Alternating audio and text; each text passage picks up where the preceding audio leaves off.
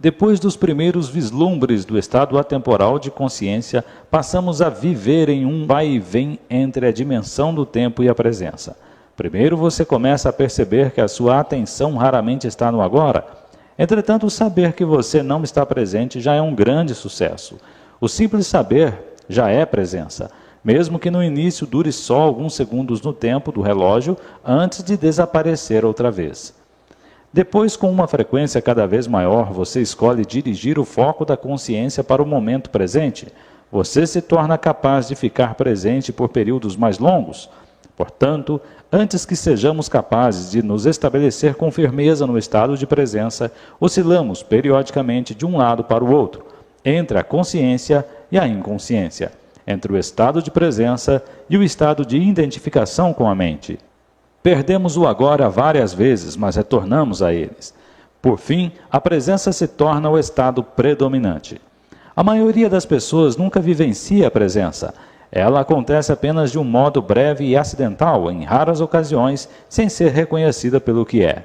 Muitos seres humanos não se alternam entre a consciência e a inconsciência, mas somente entre diferentes níveis de inconsciência. A inconsciência comum e a inconsciência profunda. O que você quer dizer com diferentes níveis de inconsciência? Como você provavelmente sabe, o ser humano se desloca constantemente entre fases do sono em que sonha e que não sonha. Da mesma forma, a maioria das pessoas, quando acordada, se alterna entre a inconsciência comum e a inconsciência profunda.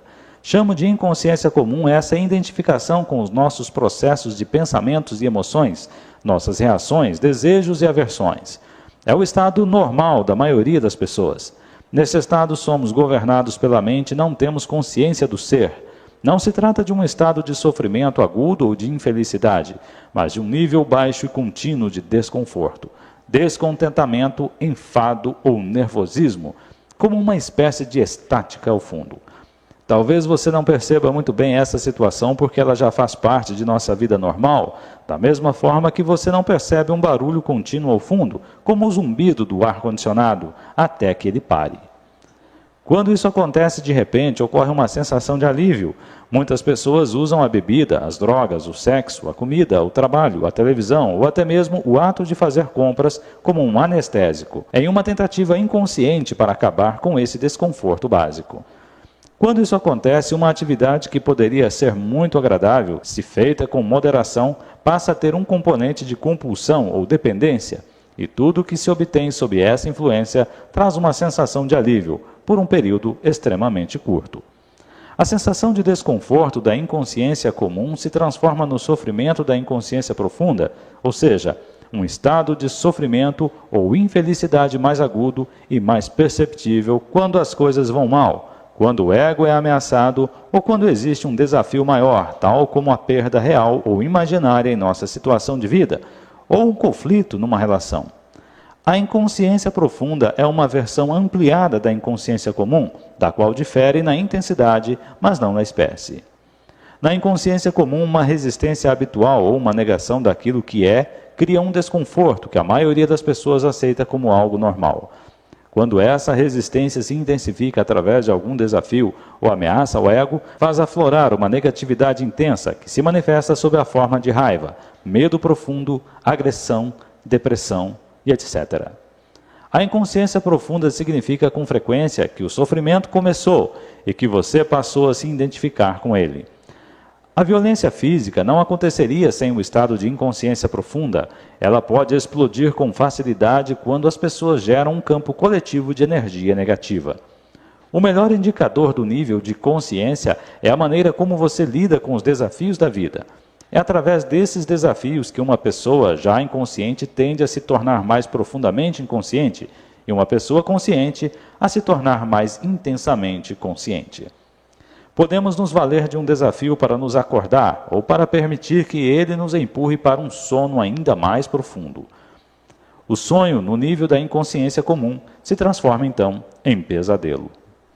Se você não consegue estar presente mesmo em situações normais, como por exemplo quando está sozinho em uma sala, caminhando no campo ou ouvindo alguém, certamente não será capaz de permanecer consciente quando alguma coisa vai mal. será dominado por uma reação que é sempre, em última análise, alguma forma de medo e é empurrado para uma inconsciência profunda. Esses desafios são os seus testes. Só o modo como você lida com eles lhe mostrará onde você está no que se refere ao seu estado de consciência e não a quantidade de horas que você consegue ficar sentado com os olhos fechados. Portanto, é fundamental colocar mais consciência em sua vida durante as situações comuns, quando tudo está correndo de modo relativamente tranquilo. É assim que se aumenta o poder da presença. Ele gera um campo energético de alta frequência vibracional em você e ao seu redor. Nenhuma inconsciência, nenhuma negatividade, nenhuma discórdia ou violência pode penetrar nesse campo e sobreviver, do mesmo modo que a escuridão não consegue sobreviver na presença da luz. O que eles estão buscando? Carl Jung relata em um de seus livros uma conversa mantida com um chefe indígena norte-americano, para quem a maioria das pessoas brancas tinha rostos tensos, olhos espantados e um ar cruel. O chefe disse: "Estão sempre buscando alguma coisa. O que eles estão procurando? Os brancos sempre querem alguma coisa, estão sempre agitados e descontentes. Não sabemos o que desejam, achamos que são loucos." Não há dúvida de que a tendência a uma permanente sensação de desconforto começou muito antes do surgimento da civilização industrial ocidental. Mas foi na civilização ocidental, que hoje cobre quase todo o planeta, inclusive grande parte do leste, que ela se manifestou de uma forma aguda sem precedentes. Ela já estava presente no tempo de Jesus e também 600 anos antes no tempo de Buda e muitos anos antes desse tempo. "Por que vocês estão sempre ansiosos?" perguntou Jesus aos discípulos. "Será que os seus pensamentos ansiosos podem acrescentar um simples dia às vossas vidas?" Da mesma forma, Buda ensinou que a raiz do sofrimento pode ser encontrada em nossos desejos e ansiedades permanentes. A resistência ao agora, como uma disfunção básica coletiva, está intimamente ligada à perda da consciência do ser, e a forma a base da nossa civilização industrial desumanizada. Freud também reconheceu a existência dessa tendência para o desconforto e escreveu sobre o assunto em seu livro O Mal-Estar na Civilização. Mas não admitiu a verdadeira raiz da inquietação e falhou em perceber que é possível libertar-se dela. Essa disfunção coletiva criou uma civilização muito infeliz e extraordinariamente violenta, que se tornou mais tarde uma ameaça não só para si mesma, mas para toda a vida do planeta. Dissolvendo a inconsciência comum. Como podemos nos livrar desse desconforto? Torne-o consciente. Observe as muitas maneiras pelas quais o desconforto, o descontentamento e a tensão surgem dentro de você através de julgamentos desnecessários, resistência àquilo que é e negação do agora. Qualquer coisa inconsciente se dissolve quando a luz da consciência brilha sobre ela. Se soubermos como dissolver a inconsciência comum, a luz da nossa presença irá brilhar intensamente e será muito mais fácil lidarmos com a inconsciência profunda. Mas no início, talvez não seja muito fácil detectar a inconsciência comum, porque a consideramos uma coisa normal. Habitue-se a monitorar o seu estado mental e emocional através de uma autoobservação. Estou me sentindo à vontade nesse momento? É uma pergunta que você deve fazer com frequência. Ou pode se questionar: o que está acontecendo dentro de mim neste exato momento? Mantenha o mesmo nível de interesse pelo que vai tanto no seu interior quanto no seu exterior. Se você captar corretamente o interior, o exterior se encaixará no lugar. A realidade principal está no interior. A realidade externa é secundária. Mas não responda logo a essas questões. Direcione a sua atenção para o interior. Olhe para dentro de você. Que tipo de pensamentos a sua mente está produzindo? O que você sente? Dirija-se a atenção para o seu corpo.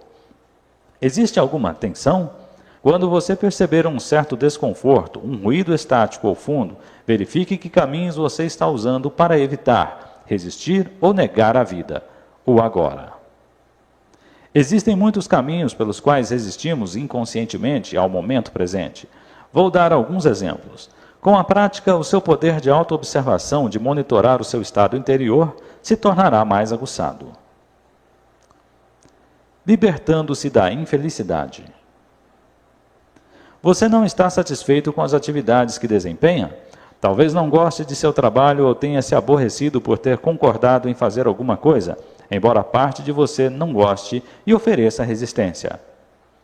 Tem algum ressentimento oculto em relação a alguém próximo a você? Percebe que a energia que você desprende por conta disso tem efeitos tão prejudiciais que você está contaminando a si mesmo e aos outros que estão ao seu redor? Dê uma olhada dentro de você. Existe algum leve traço de ressentimento ou má vontade? Se existe, observe-o, tanto no nível mental quanto no emocional. Que tipos de pensamentos a sua mente está criando em torno dessa situação?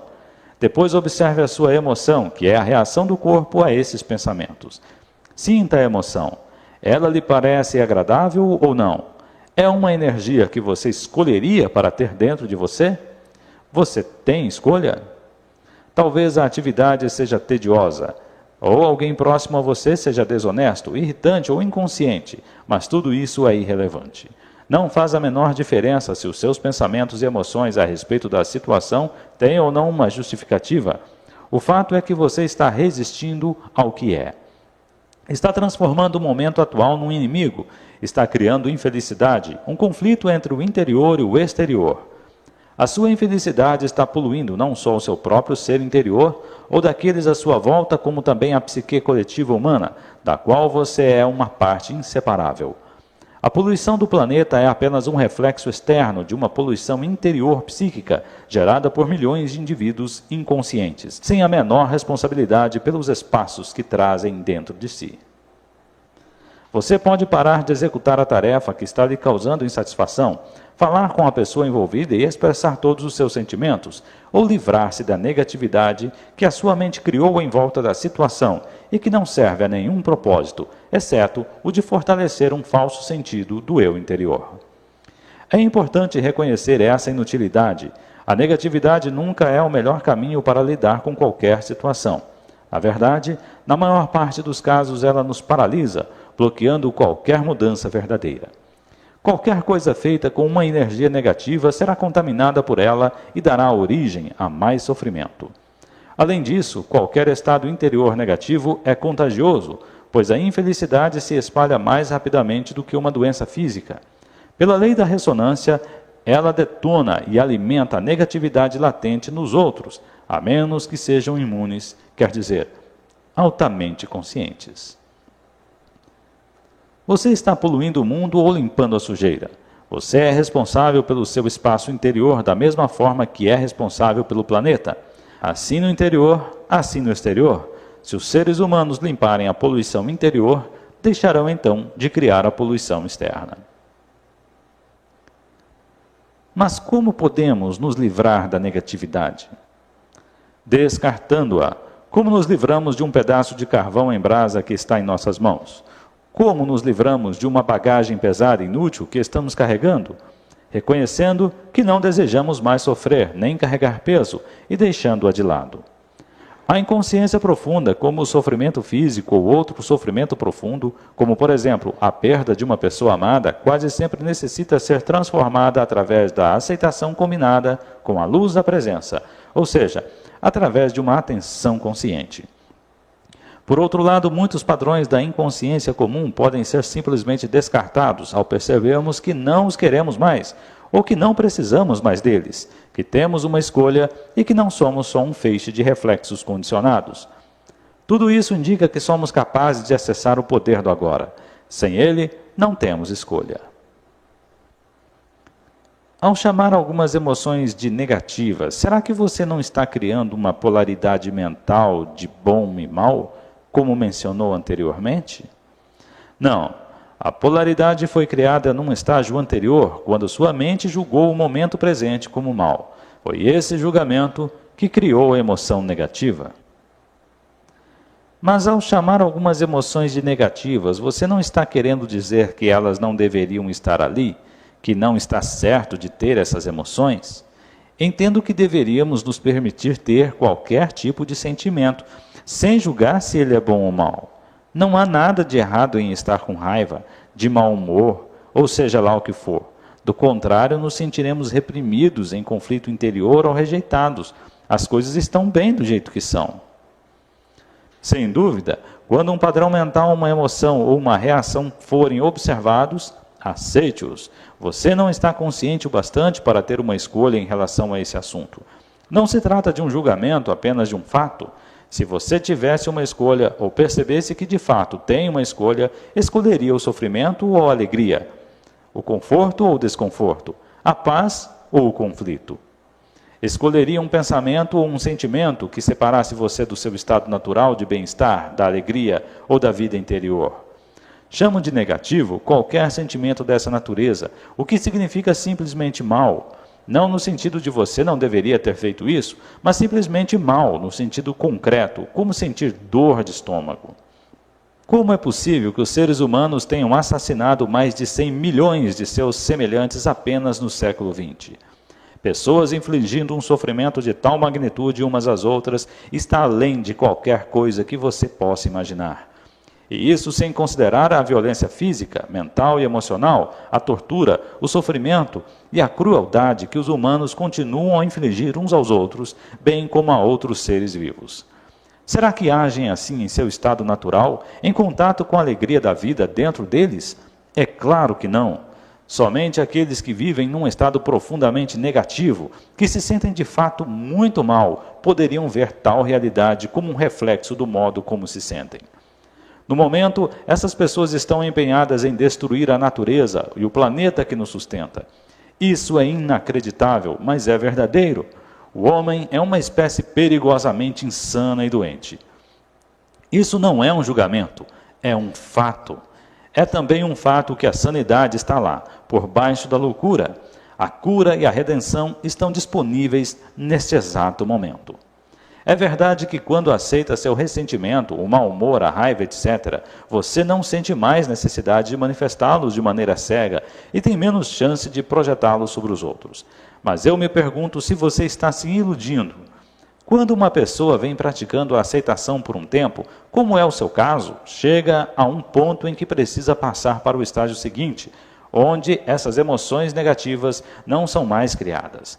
Se você não passa, a aceitação se torna apenas um rótulo mental que permite ao seu ego continuar a ser tolerante com a tristeza e, dessa forma, fortalecer o sentimento de separação das outras pessoas, do seu ambiente, do seu aqui e agora. Como você bem sabe, a separação é a base do sentido de identidade do ego. A aceitação verdadeira poderia transformar tudo de uma vez por todas. E se sabe bem lá no fundo que tudo está bem, como você diz, será que esses pensamentos negativos viriam em primeiro lugar? Se não houver julgamento nem resistência ao que é, eles nem surgem. A sua mente diz que tudo está bem, mas no fundo você não acredita nisso. E assim, os velhos padrões de resistência mental e emocional ainda estão ali. É isso o que nos faz mal. Isso também não tem importância. Você está defendendo o seu direito de ser inconsciente? O seu desejo de sofrer? Não se preocupe, pois ninguém vai lhe tirar esse direito. Ao perceber que um determinado tipo de alimento lhe faz mal, você continuaria a comer aquele alimento e insistiria em afirmar que não se importa em passar mal? Onde quer que você esteja, esteja por inteiro. Você pode dar outros exemplos da inconsciência comum? Observe quando estiver reclamando, com palavras ou pensamentos, de uma situação que envolva você. Pode ser alguém que fez ou disse algo que lhe aborreceu, algo sobre a sua situação de vida, ou lugar onde mora, ou até mesmo sobre o tempo. Reclamar é sempre uma não aceitação de algo que é. Essa atitude contém variavelmente uma carga negativa, inconsciente. Quando você reclama, transforma-se em vítima. Quando fala, você está no controle. Portanto, mude a sua situação agindo ou falando caso seja necessário ou possível, ou então fuja da situação, ou se não, aceite-a. Tudo mais é loucura. A inconsciência comum é sempre relacionada de algum modo com a negação do agora. O agora naturalmente também implica o aqui. Você está resistindo ao aqui e agora? Algumas pessoas prefeririam estar num outro lugar. O aqui delas nunca é suficientemente bom. Observe se verifique se isso acontece em sua vida. Onde quer que você esteja, esteja lá por inteiro.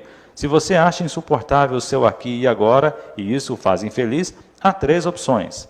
Abandone a situação, mude-a ou aceite-a totalmente. Se você deseja ter responsabilidade sobre a sua vida, deve escolher uma dessas opções e deve fazê-lo agora. Depois, arque com as consequências. Sem desculpas, sem negatividade, sem poluição física. Mantenha limpo o seu espaço interior. Se você tomar qualquer atitude abandonando ou mudando a situação, livre-se primeiro da negatividade. Uma atitude originada no discernimento tem mais efeito do que uma originada na negatividade. Uma atitude qualquer é muitas vezes melhor do que nenhuma atitude, especialmente se há muito tempo você está paralisado numa situação infeliz. Se for uma atitude errada, ao menos você aprenderá alguma coisa, caso em que deixará de ser um erro. Se você não agir, nada aprenderá. Será que o medo está impedindo que você tome uma atitude? Admita o medo, observe-o, concentre-se nele, esteja totalmente presente. Isto corta a ligação entre o medo e o pensamento. Não deixe o medo nascer em sua mente. Use o poder do agora. O medo não pode prevalecer sobre ele. Se não há mesmo nada a fazer e você não pode mudar a situação, então aceite o aqui e o agora totalmente, abandonando toda a resistência interior. O falso infeliz eu interior, que adora sentir-se miserável, ressentido ou com pena de si mesmo, não consegue mais sobreviver. Isso se chama rendição. A rendição não é uma fraqueza. Há uma grande força nela. Somente alguém que se rendeu tem poder espiritual para tal. Através da rendição, você se livrará da situação internamente. É possível que você perceba uma mudança na situação sem que tenha sido necessário maiores esforços da sua parte. De qualquer forma, você está livre. Ou haverá algo que você deveria estar fazendo, mas não está. Levante-se e faça agora. Ou, em vez disso, aceite totalmente a sua inatividade, preguiça ou passividade neste momento, se esta é a sua escolha. Mergulhe nela por inteiro, desfrute-a, seja tão preguiçoso ou inativo quanto puder. Se você fizer isso conscientemente, logo sairá dela, ou talvez não. Em qualquer dos casos, não há nenhum conflito interior, nenhuma resistência e nenhuma negatividade. Você está sofrendo de estresse? Pensa tanto no futuro que o presente está reduzido a um meio para chegar lá? O estresse é causado pelo estar aqui, embora se deseje estar lá, ou por se estar no presente, desejando estar no futuro. É uma divisão que corta a pessoa por dentro. Criar e viver com essa divisão é insano. O fato de que todas as pessoas estão agindo assim não torna ninguém menos insano. Se você não pode fugir disso, tem de se movimentar rápido, trabalhar rápido ou até mesmo correr, sem projetar no futuro e sem resistir ao presente. Quando se movimentar, trabalhar e correr, faça tudo por inteiro. Desfrute o fluxo de energia, a alta energia desse momento. Agora não há mais estresse, não há mais divisão em dois, apenas o movimento, a corrida, o trabalho. Desfrute essas atitudes. Ou você também pode abandonar tudo e se sentar num banco do parque. Mas ao fazê-lo, observe a sua mente. Pode ser que ela lhe diga, você devia estar trabalhando, está perdendo seu tempo. Observe a sua mente dizendo isso. Sorria para ela. O passado toma uma grande parte de sua atenção? Você frequentemente fala e pensa sobre ele tanto de forma positiva quanto negativa? As grandes coisas que você conquistou, suas experiências e aventuras, ou as coisas horrorosas que lhe aconteceram, ou talvez que você fez a alguém, será que seus pensamentos estão gerando culpa, orgulho, ressentimento, raiva, impedimento ou autopiedade? Então você está não só dando mais força ao falso eu interior, como também ajudando a acelerar o processo de envelhecimento do seu corpo, através da criação de um acúmulo de passado na sua psique. Constate isso observando à sua volta aquelas pessoas que têm uma forte tendência para se apegar ao passado. Morra para o passado a cada instante. Você não precisa dele. Refira-se a ele apenas quando totalmente relevante para o presente. Sinta o poder do momento presente e a plenitude do ser. Sinta a sua presença. Você tem muitas preocupações? Tem muitos pensamentos do tipo, e se isso, e se aquilo, e se fosse assim, e se acontecesse isso ou aquilo? Então você está identificado com a mente, que está se projetando num futuro imaginário e criando o medo. Não há como enfrentar tal tipo de situação, porque ela não existe. É um fantasma mental. Você pode parar com essa insanidade que corrói a sua vida e aceitando simplesmente o momento presente. Perceba a sua respiração. Sinta o ar entrando e saindo do seu corpo. Sinta o seu campo interno de energia. Tudo com o que você sempre teve que lidar, tudo que teve de enfrentar na vida real, em oposição às projeções imaginárias da sua mente. Esse é o momento presente. Pergunte-se, qual é o seu problema neste exato momento? Não no ano que vem, ou amanhã, ou daqui a 5 minutos. O que está errado neste exato momento? Você pode sempre enfrentar o agora, mas não pode jamais enfrentar o futuro. Nem tende fazer isso.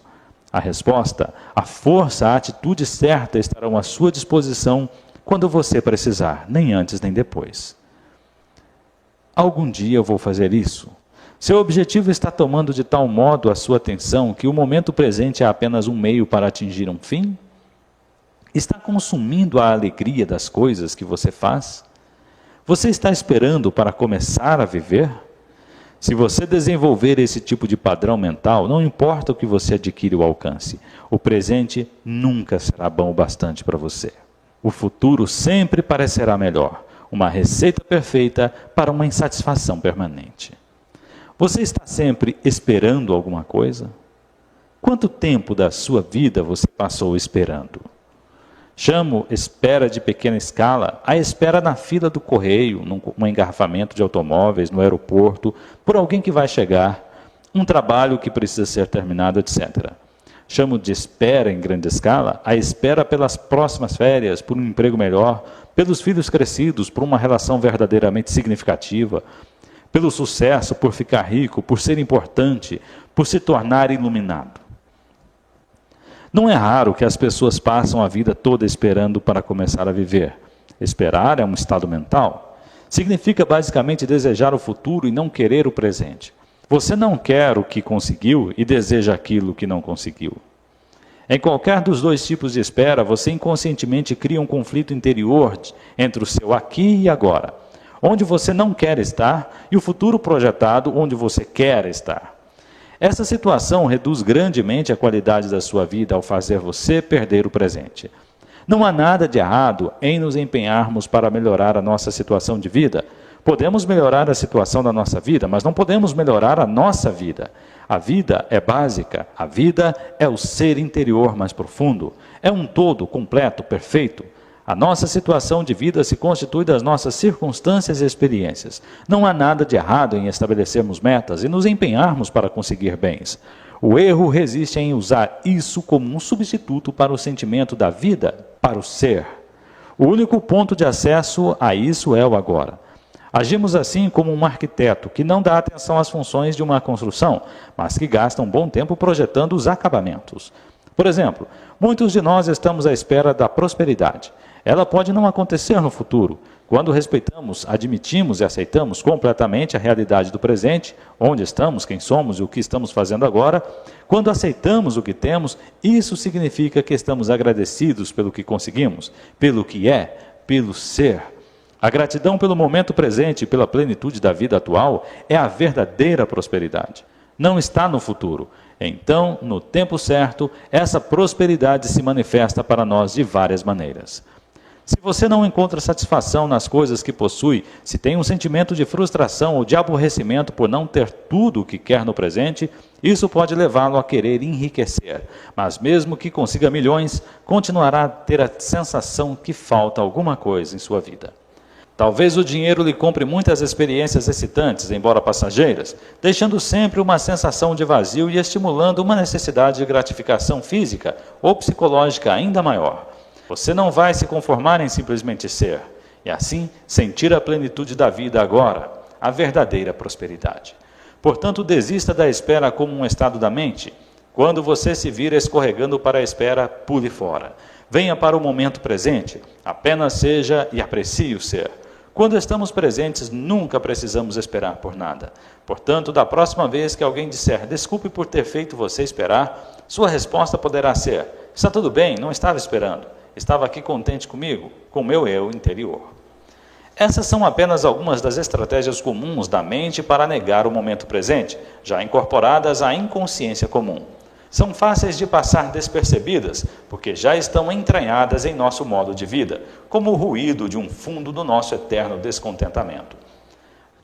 Mas quanto mais você praticar o monitoramento do seu estado interior, emocional e mental, mais fácil será perceber em que momento você foi capturado pelo passado e pelo futuro, bem como despertar da ilusão do tempo dentro do presente.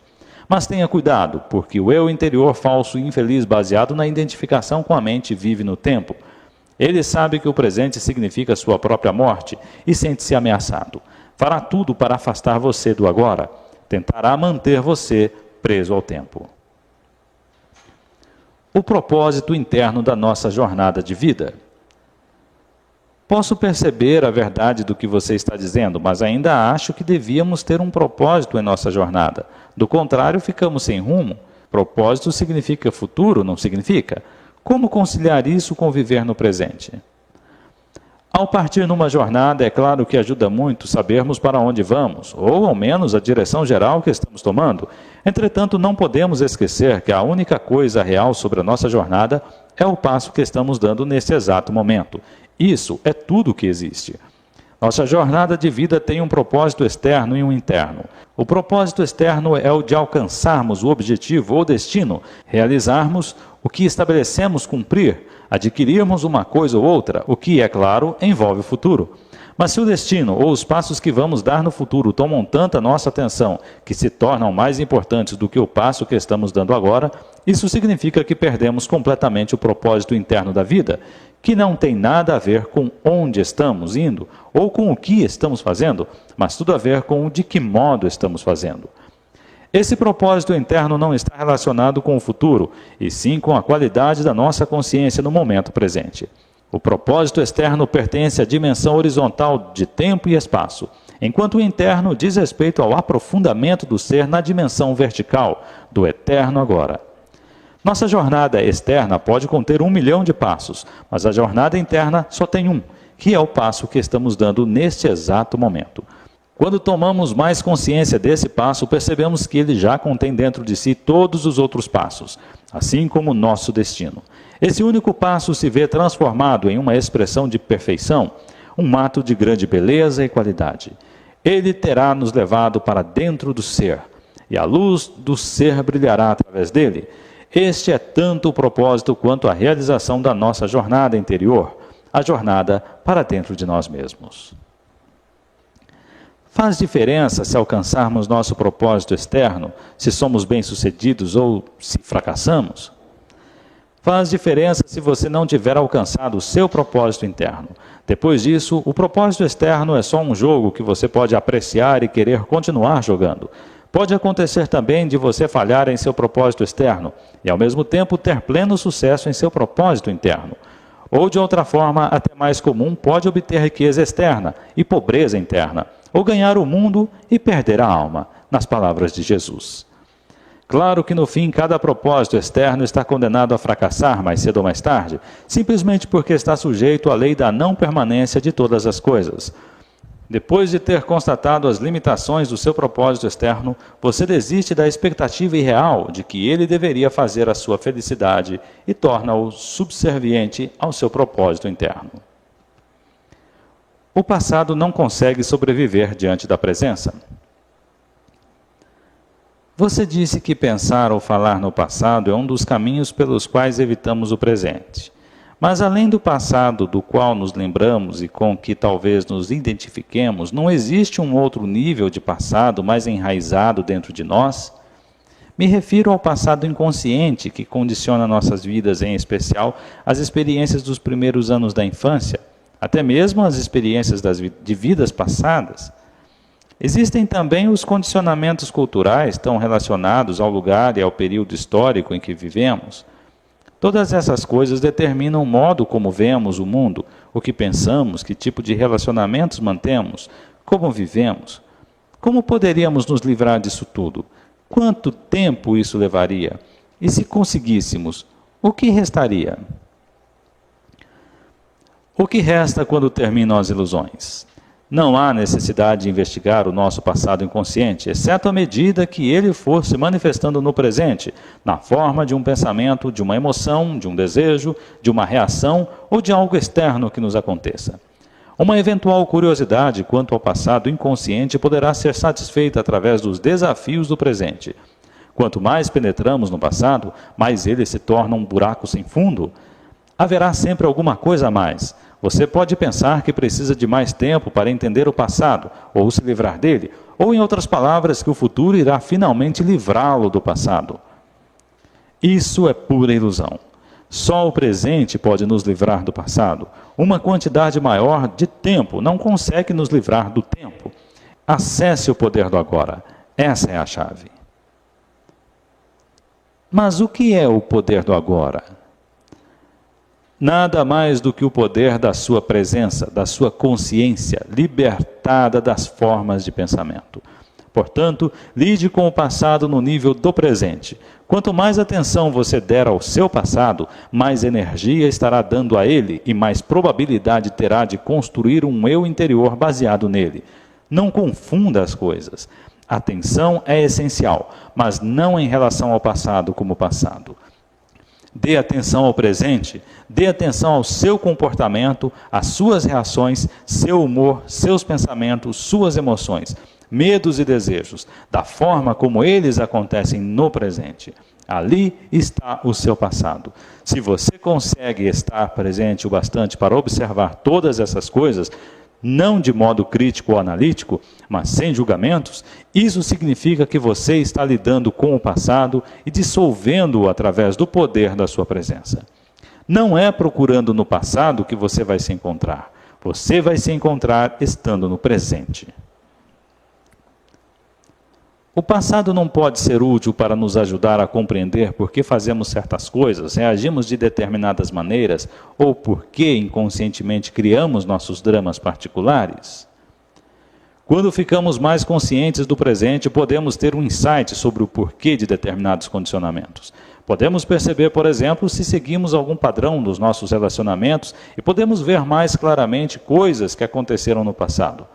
Fazer isso é bom e pode ser útil, mas não é essencial. O que é essencial é a nossa presença consciente. Ela dissolve o passado. Ela é o agente transformador. Portanto, não procure entender o passado, mas esteja tão presente quanto possível. O passado não consegue sobreviver diante da sua presença, só na ausência. Fim do capítulo 4. O poder do agora, de Eckhart Tolle. Capítulo 5. O estado de presença. Não é o que você pensa que é. Você continua falando que o estado de presença é a chave. Acho que compreendo a ideia mentalmente, mas não sei se alguma vez vivenciei esse estado. Imagino que seja. É do jeito que eu penso ou é algo completamente diferente? Não é o que você pensa que é. Não podemos pensar sobre a presença, nem a mente pode entendê-la. Compreender a presença é estar presente. Faça uma experiência rápida. Feche os olhos e diga para você mesmo: imagino qual será o meu próximo pensamento. Depois fique bem alerta e espere pelo próximo pensamento. Haja como um gato espreitando o buraco do rato. Que pensamento será que vai sair do buraco do rato? Experimente já. E aí? Tive de esperar bastante tempo até que surgisse um pensamento. Exatamente. Enquanto estamos num estado de presença intensa, estamos livres do pensamento. Estamos quietos, embora estejamos alerta. No instante em que a consciência desce abaixo de um certo nível, os pensamentos surgem aos borbotões. O ruído mental volta a aparecer e perdemos a serenidade. Estamos de volta ao tempo. Para testar o grau de presença, alguns mestres Zen tornaram-se conhecidos por se aproximarem dos alunos por trás e, de súbito, atingi-los com um bastão.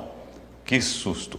Se o aluno estivesse totalmente presente e em estado de alerta, se tivesse mantido o seu lombo cingido e sua lamparina acesa, que é uma das analogias de que Jesus se utiliza para falar da presença, o aluno teria percebido o mestre se aproximar e o teria imobilizado ou se desviado para o lado. Mas se o aluno fosse atingido, isso significaria que estava mergulhado em seus pensamentos, o que quer dizer ausente, inconsciente. Para nos mantermos presentes no dia a dia, ajuda muito a estarmos profundamente enraizados dentro de nós. Do contrário, a mente, que tem um impulso inacreditável, nos arrastará com ela como um rio caudaloso. O que você quer dizer com enraizados dentro de nós? Significa ocupar o corpo completamente, ter sempre a atenção concentrada no campo energético interior do corpo, sentir o corpo bem lá no fundo, como se diz. A consciência do corpo nos mantém presentes. Ela nos dá uma base firme no agora. Veja o capítulo 6. O sentido esotérico de Hesperia. Num certo sentido, o estado de presença poderia ser comparado à espera. Jesus empregou a analogia de espera em muitas de suas parábolas. Não se trata do costumeiro tipo de espera, tediosa ou agitada, que é uma negação do presente e sobre a qual já comentei. Não é uma espera na qual a atenção fica focalizada em algum ponto do futuro e o presente é percebido como um obstáculo indesejável que nos impede de alcançar o que desejamos. Existe um tipo de espera que requer uma prontidão total. Alguma coisa pode acontecer a qualquer momento, e se não estivermos absolutamente acordados e calmos, vamos perdê-la. Esse é o tipo de espera da qual Jesus falou. Nesse estado, toda a nossa atenção está no agora. Não há nenhum espaço para fantasias, pensamentos, lembranças ou antecipações. Não há tensão nem medo, apenas uma presença alerta. Estamos presentes com todo o nosso ser, com cada célula do corpo. Nesse estado, o você, que tem um passado e um futuro, em outras palavras, a personalidade, dificilmente está ali. E mesmo assim, não se perdeu nada do valor. Você ainda é essencialmente você. Na verdade, você é muito mais inteiramente você do que jamais terá sido, ou melhor, somente agora você é verdadeiramente você. Seja como um servo esperando pelo retorno do seu Senhor, diz Jesus. O servo desconhece a que horas o Senhor vai chegar. Então fica acordado, vigilante, aprumado e sereno, para não perder a chegada do patrão. Em outra parábola, Jesus fala das 5 mulheres descuidadas, inconscientes, que não tinham levado azeite suficiente, consciência, para manter as lâmpadas acesas, ficar presentes, e assim perderam a chegada do esposo, o agora, e não participaram das bodas, a iluminação. Essas 5 fazem um contraste com as 5 mulheres prudentes que tinham azeite, ficaram conscientes. Nem mesmo os homens que escreveram esses evangelhos compreenderam o sentido dessas parábolas, e assim os primeiros mal-entendidos e distorções surgiram enquanto eles estavam escrevendo. Com as interpretações equivocadas, perdeu-se completamente o sentido real. Essas parábolas não são sobre o fim do mundo, mas sobre o fim do tempo psicológico. Elas apontam para a transcendência da mente e para a possibilidade de se viver num estado inteiramente novo de consciência. A beleza nasce da serenidade da sua presença. O que você acabou de descrever é algo que acontece comigo ocasionalmente, por breves momentos quando estou em meio à natureza. Sim, os mestres Zen usam a palavra satori para descrever um momento de insight, um momento de mente vazia e presença total. Embora satori não seja uma transformação duradoura, agradeça quando ela surgir, porque terá uma amostra de iluminação. Isso já pode ter acontecido muitas vezes sem que você soubesse o que significava e como era importante. A presença é necessária para tornarmos conscientes da beleza, da majestade, do aspecto sagrado da natureza. Você alguma vez contemplou o espaço infinito em uma noite clara, estarrecido por sua calma absoluta e incrível vastidão? Já escutou de verdade o som de um riacho numa montanha na floresta? Ou o som de um melro ao cair da tarde em um tranquilo dia de verão? Para perceber tudo isso, a mente tem que estar serena. Você tem de se despojar por um momento da sua bagagem pessoal de problemas, do passado e do futuro, e também do seu conhecimento. Do contrário, você olhará, mas não verá, ouvirá, mas não escutará. Estar totalmente presente é fundamental. Existe algo mais sobre a beleza das formas externas, algo que não pode ser nomeado, que é inefável, uma essência profunda, interna e sagrada. Onde quer que exista a beleza, essa essência interior brilhará de alguma forma. Ela só se revela quando estamos presentes. Será possível que essa essência sem nome e a sua presença sejam coisas idênticas e uma só coisa? Será que a essência estaria lá sem a sua presença? Vá fundo nisso e descubra por si mesmo. Quando você vivenciou esses momentos de presença, provavelmente não percebeu que por breves instantes esteve em um estado de mente vazia. Isso aconteceu porque o espaço entre esses estados e o fluxo de pensamentos era muito estreito. O seu satori pode ter demorado só uns segundos antes que a mente surgisse, mas ele esteve lá. Do contrário, você não teria vivenciado a beleza. A mente não pode reconhecer nem criar a beleza. Por alguns segundos, enquanto você esteve completamente presente, aquela beleza ou algo sagrado esteve lá.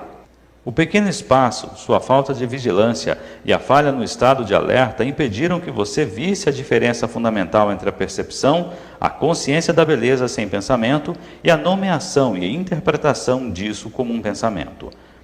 O espaço de tempo foi tão pequeno que pareceu ser um simples processo.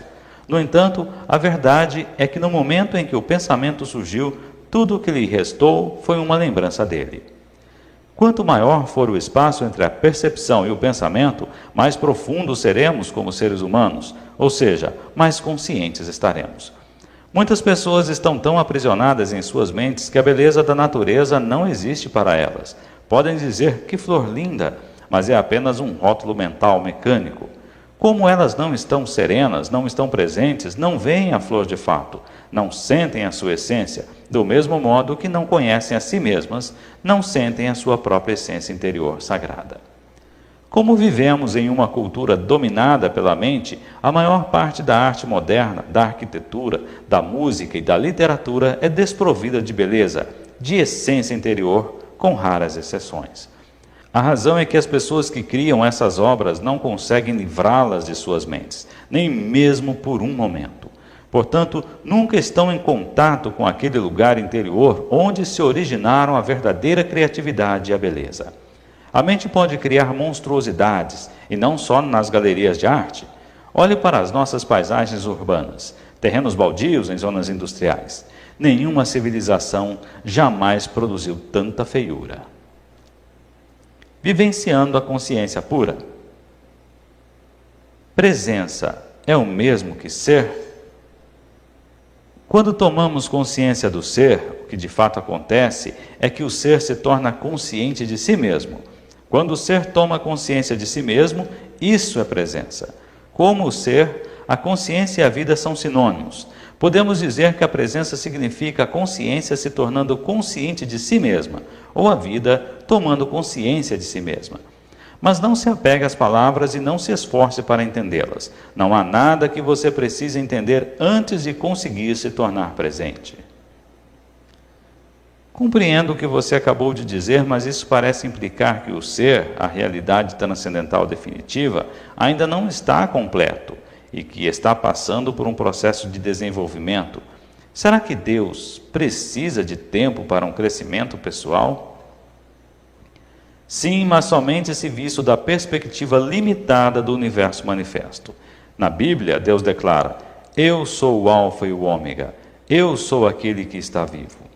No reino eterno em que Deus habita, que também é a nossa casa, o começo e o fim, o Alfa e o Ômega, são uma unidade, e a essência de todas as coisas que existem e existirão estão eternamente presentes na forma de um estado não manifesto de unidade e perfeição, totalmente além de qualquer coisa que a mente humana possa vir a imaginar ou compreender.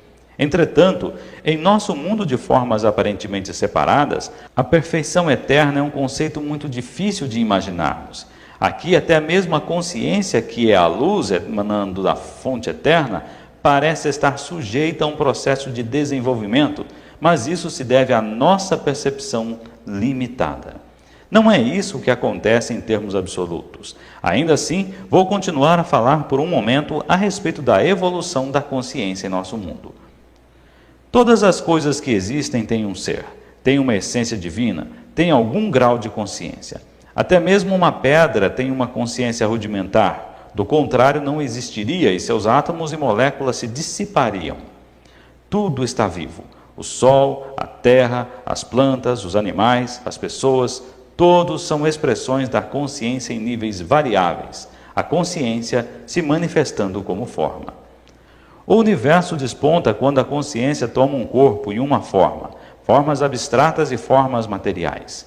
Olhe para os milhões de formas de vida só neste planeta, no mar, na terra, no ar. Em seguida, como cada forma de vida se reproduz milhões de vezes. Com que propósito? Será que alguma coisa ou alguém está jogando um jogo com a forma? Isso é o que os antigos profetas da Índia se perguntavam. Viam o mundo como lila, uma espécie de jogo divino jogado por Deus. As formas de vida individuais não são obviamente muito importantes nesse jogo. No mar, a maioria das formas de vida não sobrevive por mais de alguns minutos depois de ter nascido. A forma humana também vira pó bem rapidamente, e quando ela se vai, é como se nunca tivesse acontecido. Isso é trágico ou cruel? Só se criarmos uma identidade separada para cada forma e esquecermos que a consciência de cada uma é a expressão da essência divina através da forma. Mas você não sabe de verdade essas coisas até que vivencie a sua própria essência divina como pura consciência. Se um peixe nasce no seu aquário e você lhe dá o nome de John, escreve uma certidão de nascimento, conta-lhe a história da família dele e 2 minutos depois o vê sendo engolido por um outro peixe, isso é trágico. Mas só é trágico porque você projetou um eu interior separado, onde não havia nenhum. Você se apoderou de uma fração, de um processo dinâmico, uma dança molecular, e fez dela uma entidade separada. A consciência assume formas tão complexas para se disfarçar que acaba se perdendo completamente nelas. Nos dias atuais, a consciência está totalmente identificada com seu disfarce. Só se conhece como forma e assim vive com medo da destruição da sua forma física ou psicológica. Essa é a mente egóica, e é aqui que surge uma grave disfunção.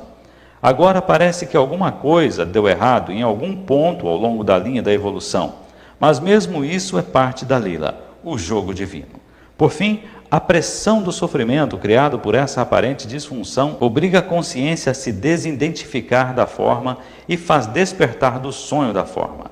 Ela recobra sua autopercepção, mas num nível muito mais profundo do que quando a perdeu.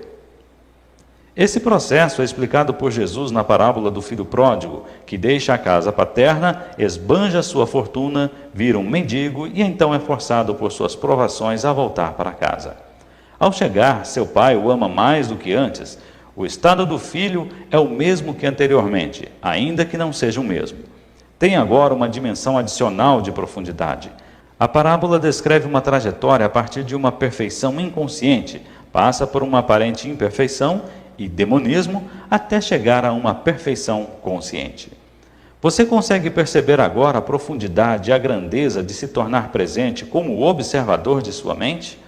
Sempre que observamos a mente, livramos a consciência das formas da mente, criando aquilo que chamamos o observador ou a testemunha. Consequentemente, o observador, que é a pura consciência além da forma, se torna mais forte e as formações mentais se tornam mais fracas. Quando falamos sobre observar a mente, estamos personalizando um fato de verdadeiro significado cósmico, porque através de você, a consciência está despertando do seu sonho de identificação com a forma e se retirando da forma. Isso é o prenúncio e também parte de um acontecimento que provavelmente ainda está num futuro distante, no que diz respeito ao tempo cronológico. Esse acontecimento é conhecido como o fim do mundo. Quando a consciência se liberta da sua identificação com as formas física e mental, torna-se o que podemos chamar de consciência pura ou iluminada, ou presença. Isso já aconteceu com alguns indivíduos e parece que está destinado a acontecer em breve em uma escala muito maior, embora não haja garantia absoluta de que vá acontecer. Muitos seres humanos ainda estão identificados com a mente e são governados por ela. Se não se libertarem a tempo, serão destruídos por ela. Vão se ver envolvidos em confusões cada vez maiores, conflitos, violência, doenças, desespero e loucura. A mente se transformou em um navio que naufraga. Se você não pular, vai naufragar com ele. A mente egóica coletiva é a entidade mais perigosamente insana e destruidora que jamais habitou nosso planeta. O que você acha que acontecerá ao planeta se a consciência humana não se modificar? Para a maioria dos seres humanos, a única maneira de descansar a mente é ocasionalmente revertê-la a um nível de consciência abaixo do pensamento. As pessoas fazem isso todas as noites durante o sono, mas até certo ponto isso também acontece através do sexo, da bebida e de outras drogas que suprimem a atividade excessiva da mente. Se não fosse pela bebida, por tranquilizantes e antidepressivos, bem como pelas drogas ilegais, todas consumidas em grandes quantidades, a insanidade das mentes humanas seria até mais óbvia do que já é. Acredito que, impedida de usar drogas, uma grande parte da população se transformaria num perigo para ela mesma e para os outros também. Essas drogas mantêm as pessoas paralisadas dentro da disfunção. Sua ampla utilização apenas retarda a ruptura das velhas estruturas mentais e o aparecimento de uma consciência superior. Enquanto os usuários individuais puderem obter algum alívio da tortura diária a eles infligida por suas próprias mentes, estarão impedidos de gerar uma presença consciente o bastante para se elevarem sobre o pensamento e, assim, encontrar a verdadeira libertação. Retornar a um nível de consciência abaixo da mente, que é o nível pré-pensamento dos nossos ancestrais distantes e também dos animais e das plantas, não é uma opção válida para nós. Não há como retornar. Se a raça humana tiver de sobreviver, terá de passar para o estágio seguinte. A consciência está se desenvolvendo por todo o universo através de bilhões de formas.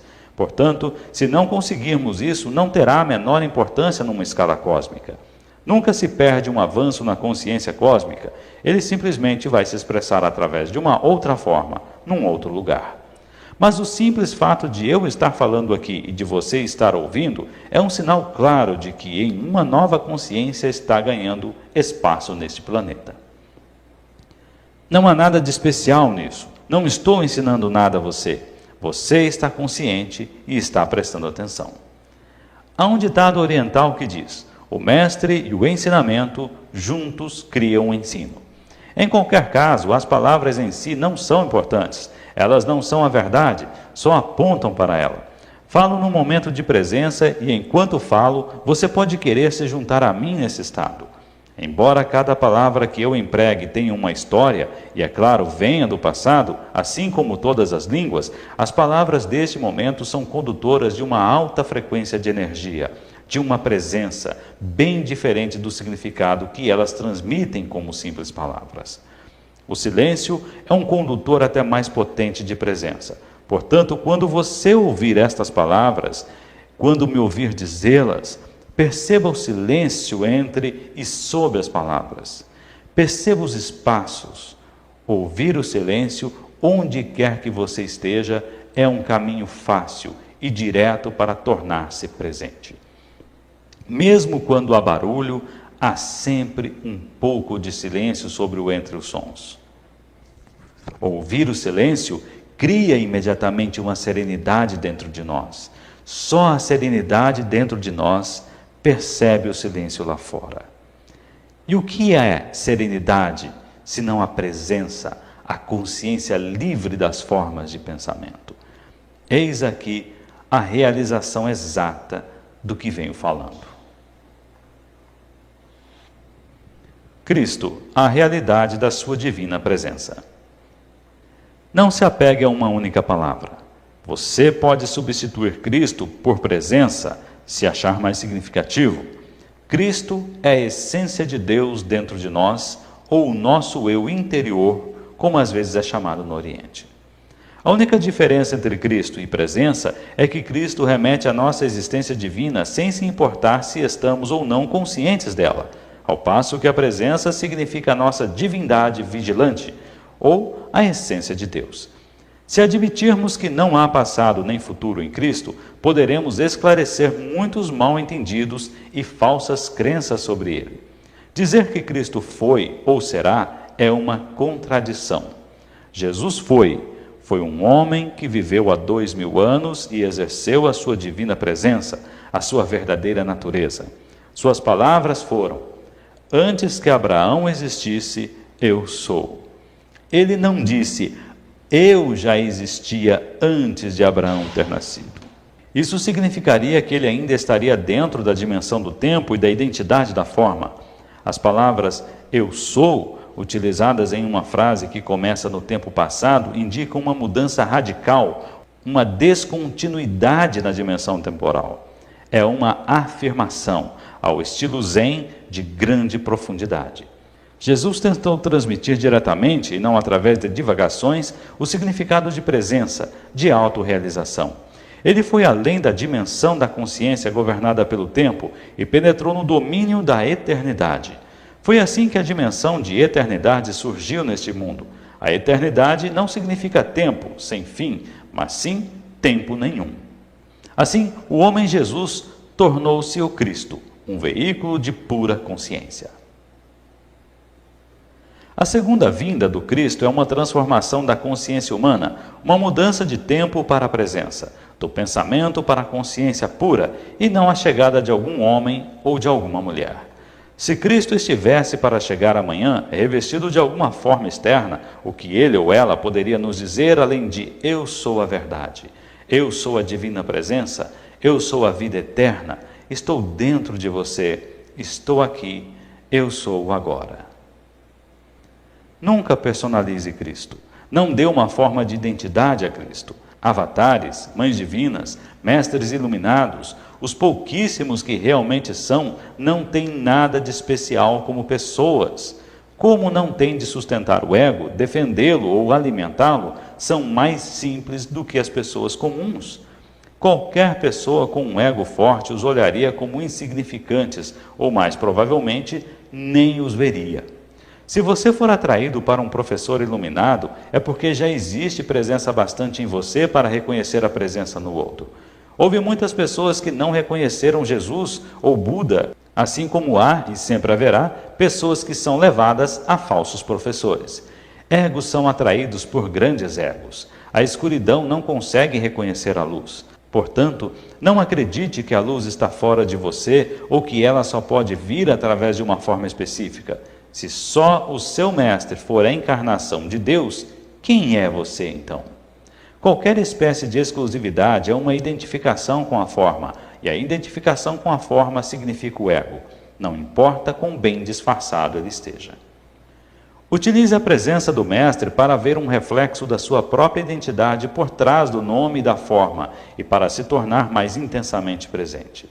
Em pouco tempo você verá que não existe nenhum meu ou seu na presença. A presença é única. O trabalho em grupo também pode ser de grande utilidade para intensificar a luz da nossa presença. Um grupo de pessoas atingindo juntas um estado de presença gera um campo de energia de grande intensidade. Isso não só aumenta o estado de presença de cada membro do grupo, mas também ajuda a libertar a consciência coletiva humana do seu estado normal de dominação da mente. Essa prática vai tornar o estado de presença cada vez mais acessível às pessoas. Entretanto, a menos que um membro do grupo já esteja firmemente estabelecido na presença e consiga sustentar a frequência de energia desse estado, a mente pode facilmente voltar a dominar e sabotar os esforços do grupo. Embora o trabalho em grupo seja valioso, ele não é o bastante e você não deve depender dele, nem de um professor ou de um mestre, exceto durante o período de transição, quando você está aprendendo o significado e a prática da presença. Fim do capítulo 5. O Poder do Agora, de Eckhart Tolle, capítulo 6. O corpo interior. O ser é o seu eu interior mais profundo. Você falou sobre a importância de existirem raízes profundas dentro de nós, habitando nossos corpos. O que quis dizer com isso? O corpo pode se tornar um ponto de acesso ao domínio do ser. Vamos nos deter mais profundamente nisso agora.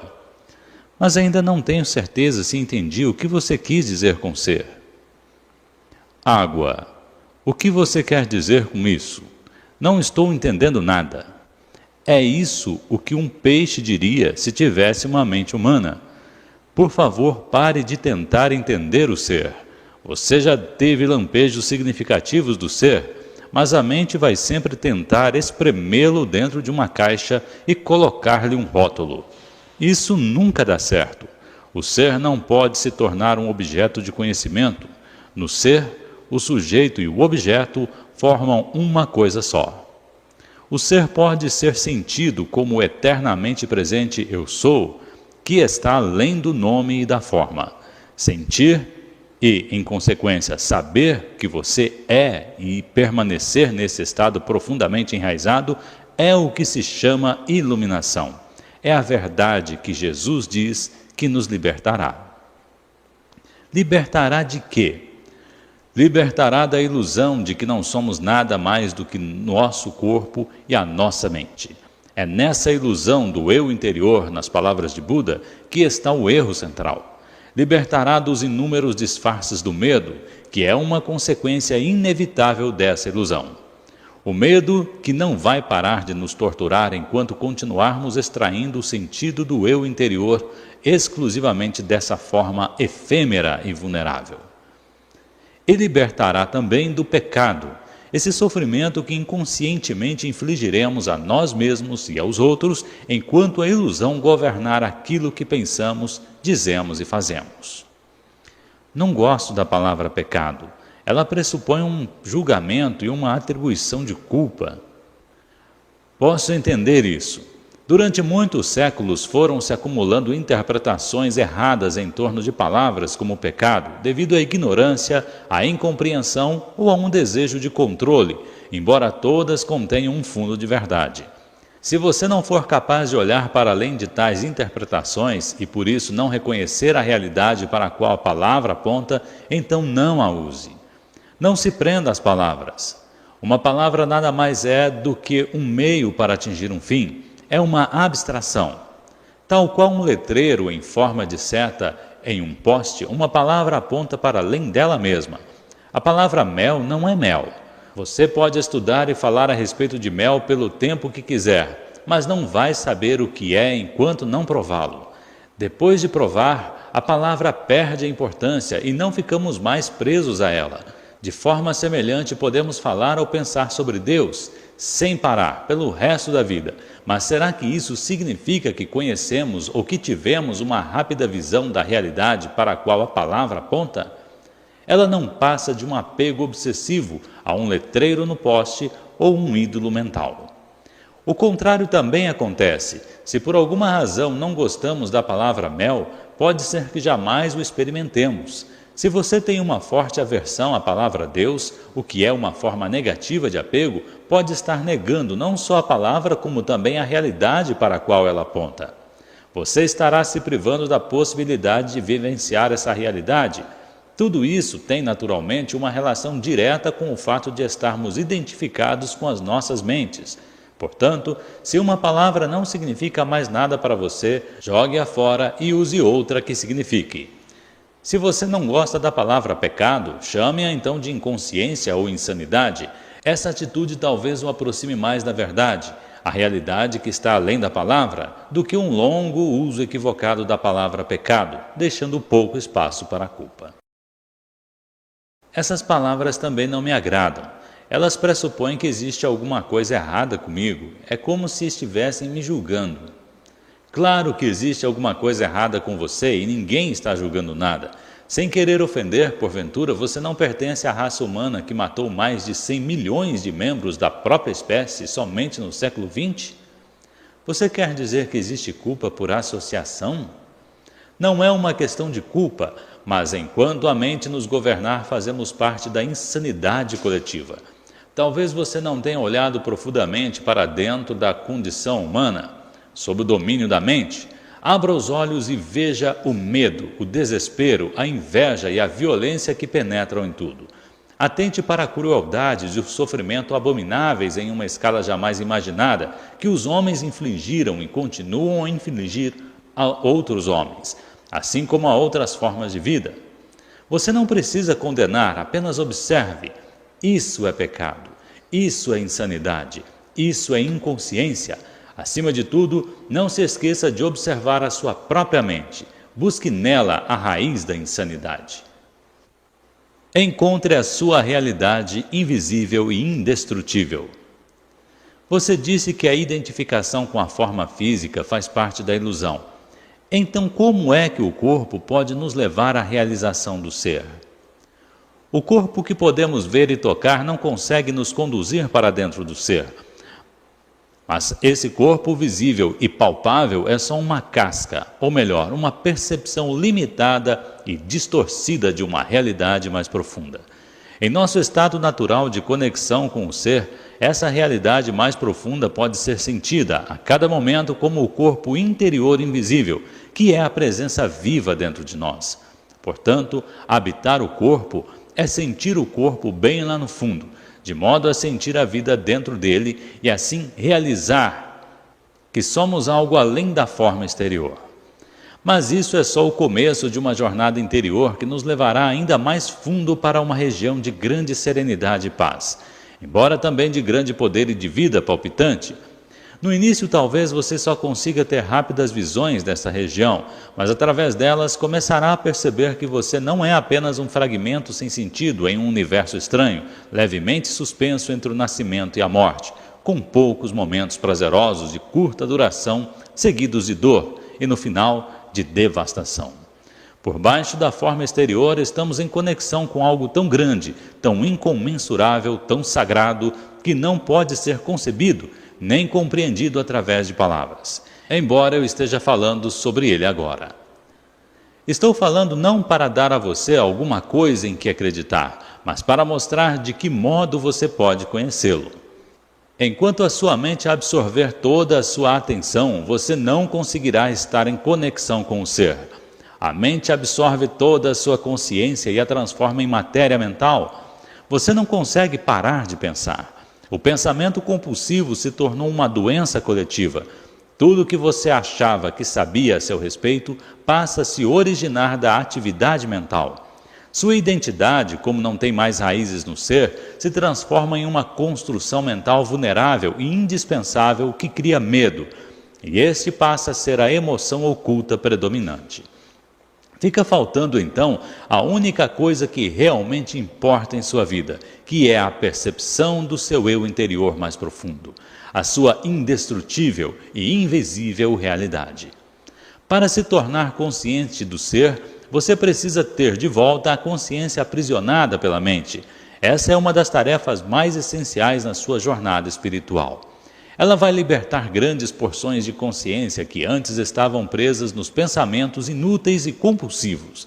Uma forma eficaz de realizar essa tarefa é desviar o foco da atenção do pensamento e dirigi-lo para o interior do seu corpo, onde o ser pode ser percebido numa primeira etapa como o campo de energia invisível que dá vida àquilo que você entende como seu corpo físico. Conecte-se com o seu corpo interior. Vamos fazer uma experiência agora. Talvez ajude se você fechar os olhos nesse exercício. Depois, quando o estar dentro do corpo se tornar algo fácil e natural, isso não será mais necessário. Dirija a atenção para dentro do seu corpo. Sinta-o lá no fundo. Você está vivo? Há vida nas suas mãos, braços, pernas e pés, em seu abdômen e no seu peito?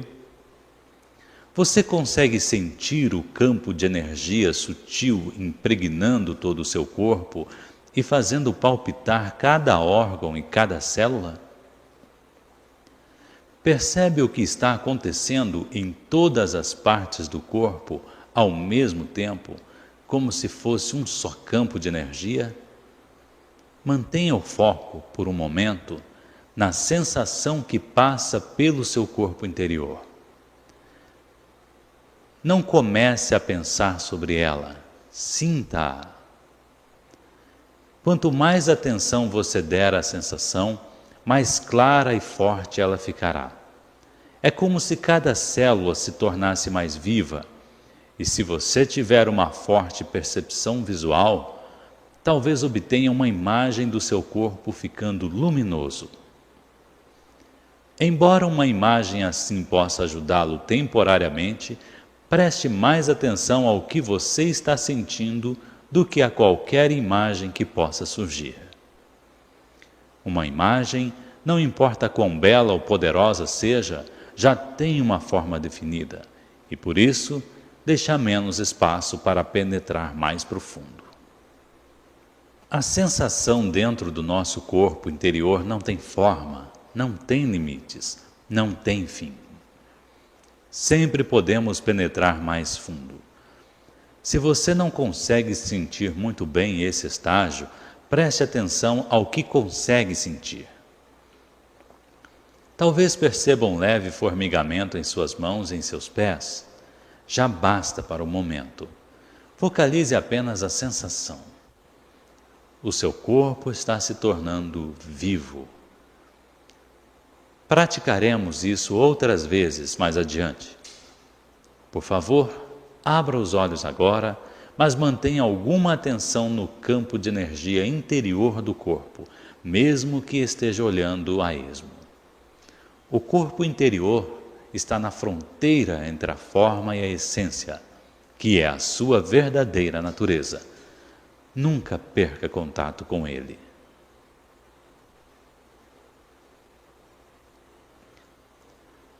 A transformação através do corpo. Por que a maioria das religiões condena e renega o corpo? Tenho a impressão de que as pessoas interessadas em uma busca espiritual sempre olharam o corpo como um obstáculo ou mesmo um pecado. Por que tão poucas pessoas encontram o que procuram? Os seres humanos são bastante semelhantes aos animais no que se refere ao funcionamento do corpo. Ambos têm as mesmas funções corporais básicas, como respirar, comer, beber, defecar, dormir, sentir prazer e dor, ter o impulso de buscar um parceiro e procriar, e, é claro, nascer e morrer. Muito tempo depois de terem decaído do estado de graça e unidade para o estado de ilusão, os seres humanos repentinamente despertaram o que parecia ser um corpo animal e ficaram bastante alarmados. Não se iluda, você não passa de um animal. Era uma verdade óbvia, mas bastante difícil de suportar. Adão e Eva perceberam que estavam nus e sentiram medo. A negação inconsciente de sua natureza animal acabava de acontecer. A ameaça de que poderiam ser dominados por impulsos instintivos poderosos e reverter ao estágio de total inconsciência estava muito próxima.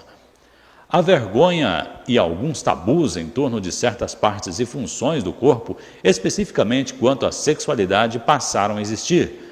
A luz da consciência dos humanos ainda não era forte o bastante para conviver com uma natureza animal, para permiti-la ser, e até mesmo apreciar esse aspecto, muito menos para penetrar profundamente nela. Para encontrar a divindade oculta em seu eu interior, a realidade dentro da ilusão. Os humanos então fizeram o que tinham de fazer. Começaram a se dissociar de seus corpos. Viam agora a si mesmos como possuindo e não simplesmente sendo o corpo. Essa separação ficou ainda mais acentuada quando as religiões surgiram, graças à crença de que você não é o seu corpo. Inúmeras pessoas do Oriente e do Ocidente, em todas as eras, tentaram encontrar Deus, a salvação ou a iluminação através da negação do corpo.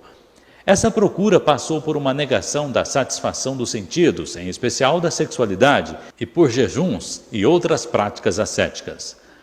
Algumas pessoas infligiam até mesmo sofrimento ao corpo numa tentativa de enfraquecê-lo ou puni-lo, porque ele era visto como cheio de pecado.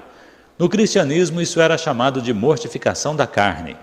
Outras pessoas tentaram escapar do corpo entrando em estados de transe ou buscando experiências extracorpóreas. Muitas ainda adotam essas práticas. Conta-se que até Buda praticou a negação do corpo através do jejum e de práticas extremadas do ascetismo durante 6 anos, mas ele só atingiu a iluminação depois que abandonou essa ideia. O fato é que ninguém jamais atingiu a iluminação negando ou combatendo o corpo ou através de experiências fora dele. Embora uma experiência desse tipo possa ser fascinante e nos proporcionar um vislumbre do estado de libertação da forma material, no fim, sempre temos de voltar para o corpo, que é onde acontece o trabalho essencial de transformação. A transformação acontece através do corpo e não distanciada dele. Essa é a razão pela qual nenhum dos verdadeiros mestres jamais defendeu lutar ou abandonar o corpo, embora seus discípulos, com base na mente, frequentemente o defendam. Dos antigos ensinamentos relativos ao corpo somente sobrevivem fragmentos, como as palavras de Jesus: todo o seu corpo será preenchido pela luz, ou mitos, tal como a crença de que Jesus jamais abandonou seu corpo, mantendo-se unido a ele e com ele